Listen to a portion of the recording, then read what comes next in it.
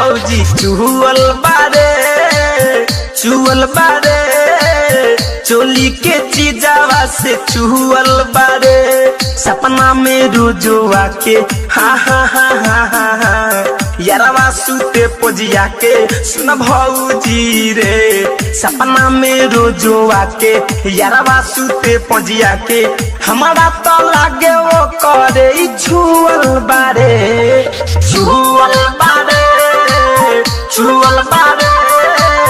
चोली के चीजावा से चुहल बारे रे भौजी चुहल बारे